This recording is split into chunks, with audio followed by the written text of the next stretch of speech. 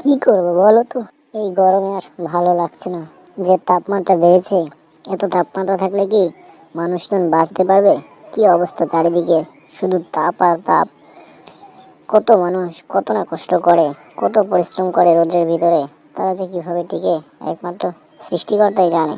আসলে ওদের কথা ভাবলে খুব কষ্ট লাগে। আমার নিজেরই তো ভালো লাগে না। কি করবে বলো? আসলে আমাদের তো কোনো কিছু করার নেই। এই যে গরম হোক আর যাই হোক, সবাই তো কাজকর্ম করতে হবে, পরিশ্রম করতে হবে, টাকা ইনকাম করতে হবে, তারপরে না চলাফেরা করতে হবে, খাওয়া দাওয়া করতে হবে। আর টাকা পয়সা পেতে হলে তো কাজকর্ম অবশ্যই করা দরকার। যাই গিয়ে স্যারের সাথে একটু কথা বলে দেখি স্যার কি বলে। স্যারের সাথে একটু পরামর্শ করতে হবে এই ব্যাপারে। দেখি স্যার কি পরামর্শ দেয়। ধুস জ্বালা, এভাবে কি অফিস করা যায়? যাই স্যারকে গিয়ে বলি আমার দ্বারা এই গরমের ভিতরে অফিস করা হবে না। স্যার তো কিছু বোঝে না, কিছু না, শুধু এসির ভিতর বসে থাকে। তো আমার তো বিভিন্ন জায়গায় দৌড়াদৌড়ি করতে হয়। কি রে রমন, তোর কি খবর? গরম কেমন লাগে? কেমন যাচ্ছে দিনকাল? গরমে অফিসে খুব কষ্ট হয় তাই না, আসা যাওয়া করতে? কিরে, তুই কি সাইকেল চালিয়ে এখনো আসিস? সাইকেল চালিয়ে তো আরো বেশি ক্লান্ত লাগে, যে গরম পড়েছে। কি খবর তোর, কেমন লাগছে এখন? স্যার, আর বলেন না, এই গরমে আর আমার কিছু ভালো লাগে না। আমার কিন্তু অফিস করতে ভালো লাগে না। আমার কিন্তু খুব কষ্ট হয়। আমি বাজারে যাই, এখানে ওখানে কেনাকাটা করতে হয়, আমার অফিসের বাইরে যেতে হয়। আপনি তো এসির গাড়িতে আসেন, আবার এসি রুমে বসে থাকেন। আমার কিন্তু এত কষ্ট ভালো লাগে না। আমার দিকে একটু নজর রাখেন। কেন, তোর দিকে কি আমি নজর রাখি না? তোকে তো টাকা পয়সা ঠিক মতো দিচ্ছি, তারপর তুই এরকম করেছিস কেন? হ্যাঁ মেয়েটা, তুই করবি? তুই একটা কাজ করতে পারিস, তুই কিছু টাকা গুছিয়ে বাড়িতে একটা এসি লাগিয়ে নে বাসায়, তাহলে তো তোর ভালো হবে, বুঝিস না? হায় রে কবল আমার, আমার নুন আনতে পান্তা ফুরায়, আর স্যার বলে আমাকে এসি কিনতে। স্যার, আপনি বড় আজব লোক। স্যার, আপনি এক কাজ করেন তো, এই এসি কেনার পরামর্শ না দিয়ে আমরা কিভাবে গরম থেকে বাঁচতে পারি এরকম কোনো পরামর্শ দেন তো। সেটা হচ্ছে আমাদের জন্য ভালো হবে। বুঝেন না আপনি? সবাইকে এসি কেনা সম্ভব? কত গরিব লোক আছে না।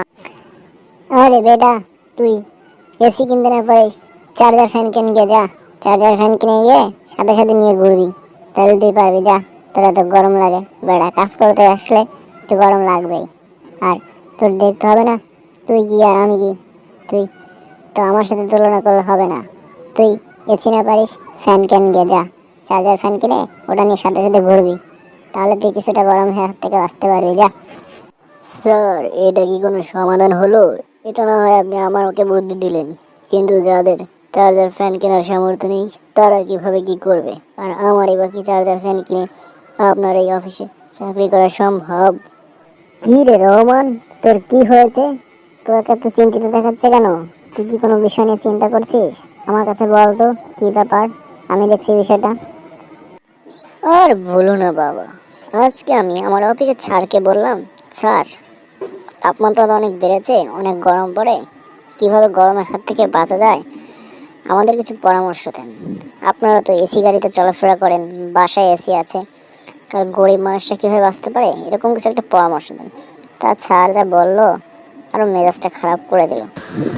শোন বাবা, আসলে এটা কোনো সমাধান না।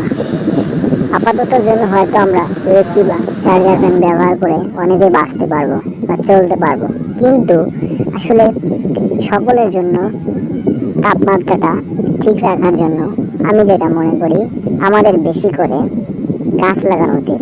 তবে সব জায়গায় তো আর গাছ লাগানো সম্ভব না। যার যেখানে যতটুকু জায়গা আছে প্রয়োজন মতো গাছ লাগালে এই পরিবেশ ভারসাম্যটা অনেকটা রক্ষা পাবে, এই তাপমাত্রাটা অনেক কম। বাবা, তুমি কি সুন্দর বুঝিয়ে দিলে।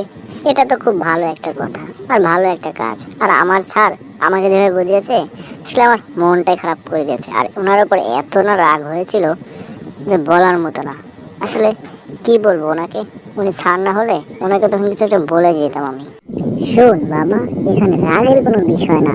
এখানে আমাদের সবাইকে বুঝতে হবে কিভাবে করলে আমাদের পরিবেশটা ভালো থাকবে, সবাই ভালো জীবনযাপন করতে পারবে, এদিকে আমাদের খেয়াল রাখতে হবে।